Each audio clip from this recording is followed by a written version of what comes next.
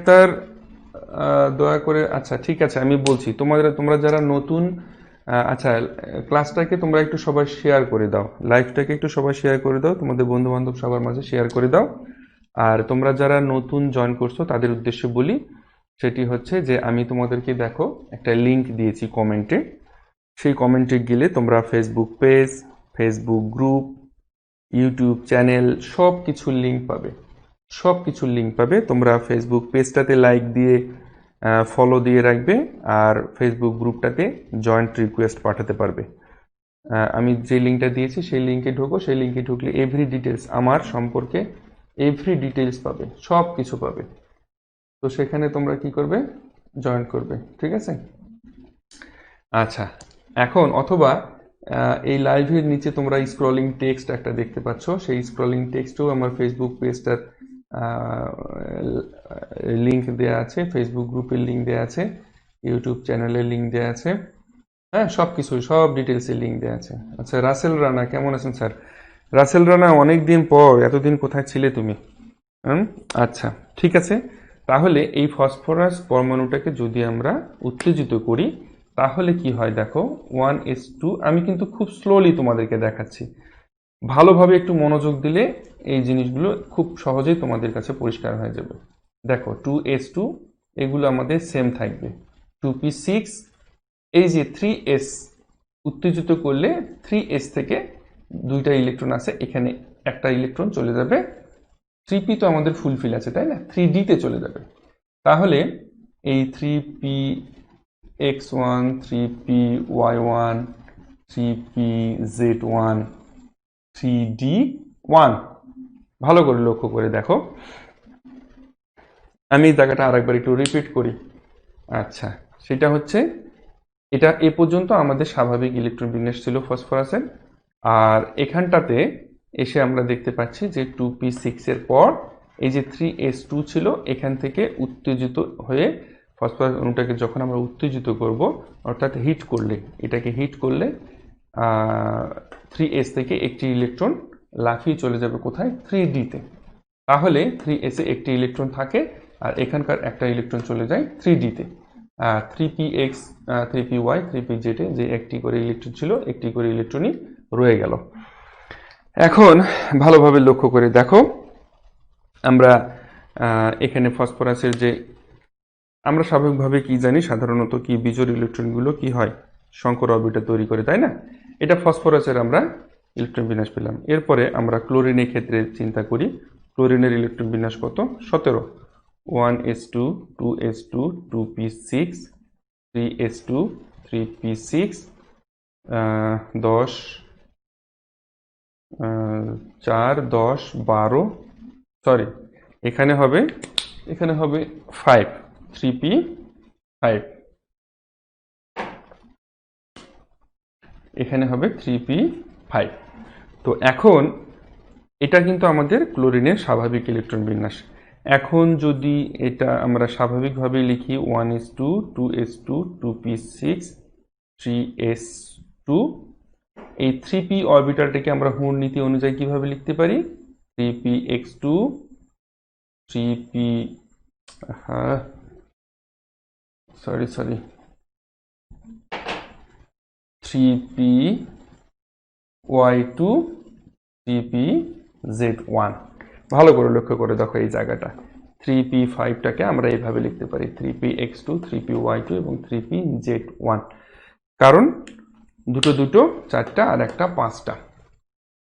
তো এই যে ফসফরাসের দেখো এখানে বিজোড় ইলেকট্রন 1টা 2টা 3টা 4টা 5টা বিজোড় ইলেকট্রন কি করবে, এই যে ক্লোরিনের যে সর্বশেষ 3pz এ একটি বিজোড় ইলেকট্রন থাকছে, এই বিজোড় ইলেকট্রনটা নিয়ে সে 5টা ক্লোরিন নিয়ে কি করবে, সংকর অরবিটাল তৈরি করবে, ঠিক আছে, সংকর অরবিটাল তৈরি করবে। এ পর্যন্ত তোমাদের কাছে ক্লিয়ার হয়েছে কি হয়নি, এটি আমাকে সাউন্ড দিতে হবে সবাই, এ পর্যন্ত তোমাদের কাছে ক্লিয়ার কি না। মন্দিরে বলছো 90 ডিগ্রি 120 ডিগ্রি বন্ধন কোণ ত্রিকোণ দ্বিপিরামিডীয় আকৃতি। আচ্ছা আচ্ছা আচ্ছা, মন্দিরা তো একটু বেশি ফাস্ট, কাজের মধ্যে দিয়ে সময় যাচ্ছে তাই ক্লাস করতে পারছিলাম না। ওকে, অসুবিধা নেই রাসেল, আমার ইউটিউব থেকে সবগুলো ক্লাস তুমি পেয়ে যাবা। আচ্ছা, ইয়াসমিন সুলতানা, না স্যার, আর একবার বুঝায় দেন। ইয়াসমিন সুলতানা বলছো যে আর একবার বুঝায় দেন। ওকে, অসুবিধা নেই, এ পর্যন্ত তোমরা এখনো ক্লিয়ার হওনি, তাহলে ঠিক আছে, অসুবিধা নেই, আমি আবার বুঝাই দিচ্ছি। যতবার বোঝানো প্রয়োজন হবে আমি বুঝিয়ে দেব, কোনো টেনশন করার তোমাদের কারণ নেই। দেখো, ভালো করে লক্ষ্য করে দেখো, আমি স্টেপ বাই স্টেপ যাচ্ছি। এ পর্যন্ত ক্লিয়ার না হলে আমাকে এখানেই বলতে হবে, কারণ এই স্টেপটা পার হয়ে আমি যখন নেক্সট স্টেপে যাব তখন কিন্তু এই জিনিসটা আবার তোমাদেরকে, কারণ এই যে লিখে ফেলছি এই জিনিসগুলো আবার নতুন করে লিখতে গেলে আমার কিন্তু অনেকটাই কষ্ট হয়ে যাবে আর কি, ঠিক আছে। এই জন্য আমি তোমাদেরকে বলবো যে এই পর্যন্ত যেগুলো সমস্যা আছে বলো, আমি আবার রিপিট করছি, সমস্যা নেই। দেখো, সেটি হচ্ছে sp3d সংকরণ নিয়ে আমরা এখন আলোচনা করছি। তো এই যে ফসফরাস পেন্টাক্লোরাইড, এই যৌগটার মধ্যে sp3d সংকরণ ঘটে থাকে কিভাবে? এখন প্রশ্নটা হচ্ছে কিভাবে। ইউসুফ আলী, ওয়ালাইকুম সালাম, লিখন মহানায়ক, নমস্কার স্যার। নমস্কার। আচ্ছা, এখন কিভাবে এই সংকরণটা ঘটছে? সাধারণত এই যৌগটার কেন্দ্রীয় পরমাণু কোনটা? ফসফরাস এবং ক্লোরিনের মধ্যে ফসফরাস, তাই না? কারণ একটি ফসফরাস অণু 5টি ক্লোরিন পরমাণু। তো এই নিয়ে আমাদের ফসফরাস পেন্টাক্লোরাইড গঠিত হচ্ছে। এখন এই ফসফরাসটা স্বাভাবিক ইলেকট্রন বিন্যাস করলে আমরা দেখতে পাই 1s2 2s2 2p6 3s2 3p3। আর এই যে 3p3 শেষে রয়েছে এটা স্বাভাবিক ইলেকট্রন বিন্যাস। এই 3p3টাকে কিন্তু আমরা এভাবে লিখতে পারি, তাই না? 3px1 3py1 3pz1। এরপর এই ফসফরাস অণুটাকে যদি আমরা উত্তেজিত করি, উত্তেজিত অবস্থায় এই ফসফরাস অণুটাতে কি হবে? এই 3s থেকে একটি ইলেকট্রন লাফিয়ে গিয়ে 3d অরবিটালে যাবে। 3s থেকে একটি ইলেকট্রন লাফিয়ে 3d তে যাবে, ঠিক আছে। তাহলে 3s অরবিটালে আমাদের ইলেকট্রন ছিল 2টি, সেখানে থেকে গেল একটি, আর এই যে 3d তে চলে গেল একটি, আর মাঝে যে 3px 3py 3pz যেরকম ছিল ঠিক সেরকমই কিন্তু আছে, তোমরা দেখতে পাচ্ছ। তাহলে এখানে আমরা লক্ষ্য করছি যে ফসফরাস পরমাণুর ক্ষেত্রে যে 3s এ একটি, 3px এ একটি, 3py এ একটি, 3pz এ একটি, 3d তে একটি, মোট এখানে আমাদের কয়টি বিজোড় ইলেকট্রন রয়েছে? 5টি বিজোড় ইলেকট্রন রয়েছে, ঠিক আছে। সাধারণত আমরা জানি কি, যে কোনো পরমাণুর যে বিজোড় ইলেকট্রনগুলো থাকে সেই বিজোড় ইলেকট্রনগুলো কিন্তু সংকরণে অংশগ্রহণ করে, তাই না? আচ্ছা, এখন এটা ফসফরাসের ক্ষেত্রে গেল। এখন এখানে আমরা ক্লোরিন পরমাণুর ক্ষেত্রে চিন্তা করব। ক্লোরিন পরমাণুর ক্ষেত্রে কেন ফসফরাসের সাথে ক্লোরিন যৌগ গঠন করছে? ফসফরাসের সাথে কেন ক্লোরিন যৌগ গঠন করছে? ক্লোরিনের ইলেকট্রন বিন্যাস থেকে দেখতে পাচ্ছি আমরা 1s2 2s2 2p6 3s2 3p5, এটা স্বাভাবিক ইলেকট্রন বিন্যাস। ক্লোরিনকে কিন্তু আর উত্তেজিত করার প্রয়োজন হবে না, ঠিক আছে। দেখো, উত্তেজিত করার প্রয়োজন হবে না এই কারণে যে ক্লোরিন এখানে কেন্দ্রীয় পরমাণু না, কেন্দ্রীয় পরমাণু হচ্ছে আমাদের ফসফরাস, ঠিক আছে। আচ্ছা, এখন 3p5, তো এই যে 3p5টাকে আমরা লিখতে পারি কিভাবে? 3px2 3py2 3pz1। তো এইটা কিভাবে লেখা যায় নিশ্চয়ই সেটা তোমাদেরকে আর বোঝাতে হবে না যে এইটা এইভাবে কেন লেখা হলো, নিশ্চয়ই তোমাদেরকে এই বিষয়টা বোঝাতে হবে না। তো এইখানে দেখো 3pz, ক্লোরিন পরমাণুর 3pz অরবিটাল আর ফসফরাস পরমাণুর 3s, এখান থেকে এই যে 5টা বিজোড় ইলেকট্রন, এই মিলে আমাদের লক্ষ্য করে দেখো, ভালো করে লক্ষ্য করে দেখো, ফসফরাস পেন্টাক্লোরাইড গঠিত হবে। আর সংকরণ হবে দেখো, এই যে এখানে আমাদের sp3d সংকর অরবিটাল গঠিত হবে। একটা s, ভালো করে লক্ষ্য করে দেখো, একটা s, তিনটা p আর একটা d, ভালোভাবে লক্ষ্য করে দেখো কিভাবে sp3d সংকর অরবিটাল গঠিত হয়। ফসফরাসের একটা s, তিনটা p আর একটা d, এই মিলে হচ্ছে আমাদের sp3d, ঠিক আছে। আচ্ছা, আমার মনে হয় এ পর্যন্ত আর তোমাদের সমস্যা নেই আমার ধারণা। আচ্ছা, শুভ বিশ্বাস কি বলছো? 2 দিন যাবত সম্পূর্ণ ক্লাস করতে পারছি না নেট সমস্যার জন্য, আজ আবার একই সমস্যা হচ্ছে। আচ্ছা, নেটের সমস্যা আজকে একটু হচ্ছে, তো তোমরা চেষ্টা করতে থাকো, কন্টিনিউ করতে থাকো, যতক্ষণ করা সম্ভব হয় করতে থাকো। আর টেনশন করার কোনো কারণ নেই, আমার প্রত্যেকটা ক্লাস রেকর্ড থাকে, সেটা তোমরা সকলেই জানো। আমি সবগুলো ক্লাস ইউটিউবে আপলোড দিয়ে রাখি, তোমরা যখন খুশি যখন যেভাবে খুশি ডাউনলোড করেও দেখতে পারবে, কোনো টেনশনের কিছু নেই। আচ্ছা, তাহলে এ পর্যন্ত মনে হয় আর তোমাদের কারো কোনো সমস্যা নেই। আচ্ছা, ইয়াসমিন সুলতানা এখন ক্লিয়ার। আচ্ছা, থ্যাংক ইউ। তো তোমরা সকলে একটু সাউন্ড দাও দেখি, কার কি অবস্থা, সকলে একটু কমেন্ট করো। আর যদি এখনো বলো যদি কারো সমস্যা থেকে থাকে, আমি আবার প্রয়োজনে রিপিট করব। আমার মনে হয় যে এখন আর কারো কোনো সমস্যা থাকবে না। একটু সবাই একটু কমেন্ট করো, তোমরা সবাই একটু কমেন্ট করো যে কার কি অবস্থা।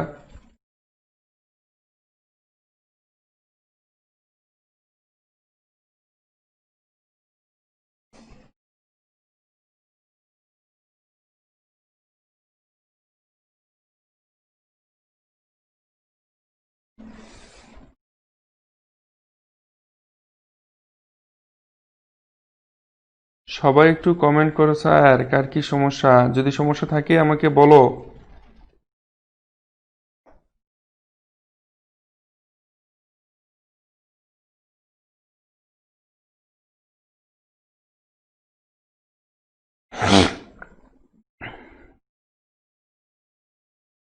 এখন ক্লিয়ার স্যার, বুঝতে পেরেছি স্যার, বুঝতে পেরেছি স্যার, নেক্সট এটা ক্লিয়ার।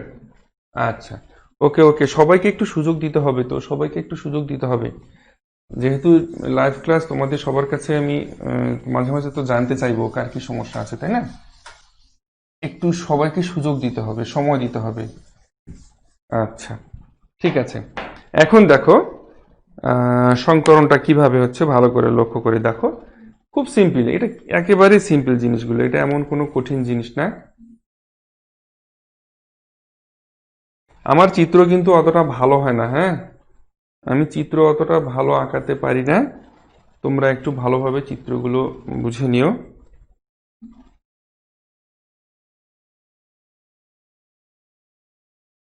আচ্ছা, এগুলো কিন্তু একটা করে ইলেকট্রন, ওকে। আচ্ছা, এটা যদি আবার এভাবে চিন্তা করা যায়, পি এটার সাথে এক কথা এটার সাথে যুক্ত হবে আর কি। আমি একবারে লিখে দিই, একবারে লিখে দিলে তোমাদের জন্য বুঝতে সুবিধা হবে। আচ্ছা, অসুবিধা নেই, দেখো এটার সাথে ক্লোরিন আমাদের যুক্ত হবে, ক্লোরিন, এটার সাথে আমাদের ক্লোরিন যুক্ত হবে, ক্লোরিন যুক্ত হবে, ঠিক আছে। 5টা ক্লোরিন, 5টা ক্লোরিনের বিজোড় ইলেকট্রন, বিজোড় ক্লোরিনের একটা করে বিজোড় ইলেকট্রন, তার কারণে তোমরা নেক্সট চিত্রতে আমি একটাই লিখে দিলাম, নেক্সট চিত্রতে তোমরা এটাকে 2টা করে দিতে পারবে। কেন 2টা দিতে পারবে? ফসফরাসের একটা বিজোড় ইলেকট্রন আর ক্লোরিনের একটা বিজোড় ইলেকট্রন, ওকে। এইভাবে তোমরা দিতে পারবে, নো প্রবলেম। এরপর আমাদের ফাইনালি যে আমরা স্ট্রাকচারটা পাবো সেটি হচ্ছে আমাদের ক্লোরিন, ক্লোরিন, ক্লোরিন, ঠিক আছে। আচ্ছা, এর চিত্রটা সাধারণত এরকম হয় এবং এটা ত্রিভুজীয় দ্বিপিরামিডীয় গঠন হয়, ত্রিভুজীয় দ্বিপিরামিডীয় গঠন হয়,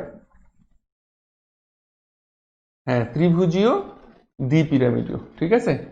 আচ্ছা, তো এই স্ট্রাকচারটা আমি আরেকটু লিখে দিই তোমাদের সুবিধার জন্য।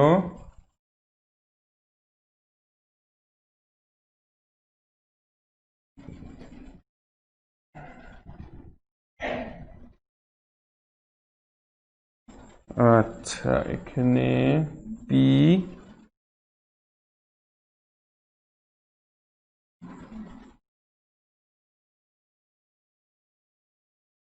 আচ্ছা, এখান থেকে আমরা ফাইনালি এখান থেকে এই স্ট্রাকচার, এখান থেকে এই স্ট্রাকচার, আর এখান থেকে ফাইনালি আমরা কি পাই?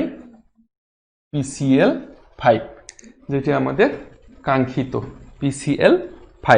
আর এটির গঠন হচ্ছে ত্রিভুজীয় দ্বিপিরামিডীয়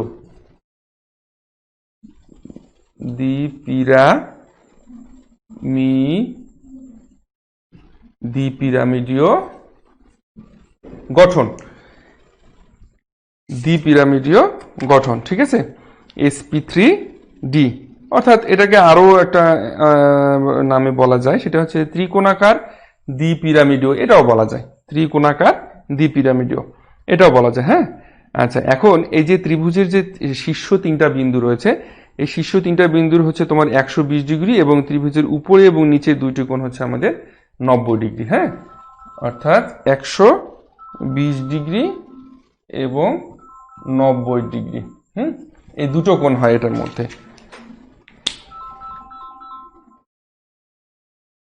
আচ্ছা, এখন আমার কাছে মনে হচ্ছে যে sp3d এই সংকরণটা তোমাদের কাছে পরিষ্কার। তো আমরা নেক্সট সংকরণে যাই। নেক্সট যে সংকরণটা আমাদের রয়েছে সেটা কি?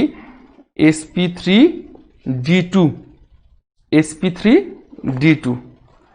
তো যদি আগের মতোই দেখো, এইটাতে আমি তোমাদেরকে একটু সময় বেশি দিলাম, এত সময় কিন্তু লাগে না।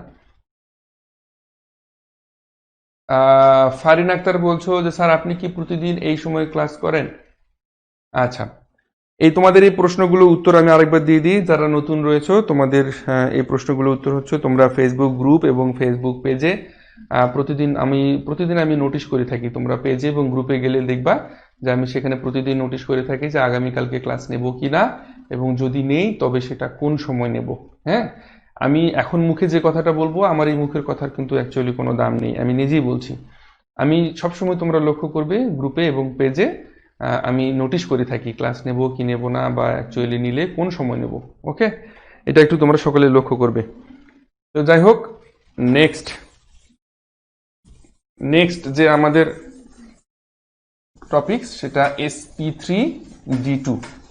sp3d2 এগুলোতে তোমাদের আর অত কিন্তু সময় লাগবে না, আমি জানি। sp3d2, আচ্ছা দেখো, sp3d2 তে আমরা দেখব যে sp3d2 এখানে খুব সহজভাবে এখানে তোমরা দেখতে পাচ্ছ যে একটি s অরবিটাল, 3টি p অরবিটাল এবং 2টি d অরবিটাল নিয়ে আমাদের এই শঙ্কর অরবিটালটা সমশক্তি সম্পন্ন 6টি sp3d2 শঙ্কর অরবিটালের সৃষ্টি করে থাকে। তো সাধারণত sf6 এই যৌগটার মধ্যে sf6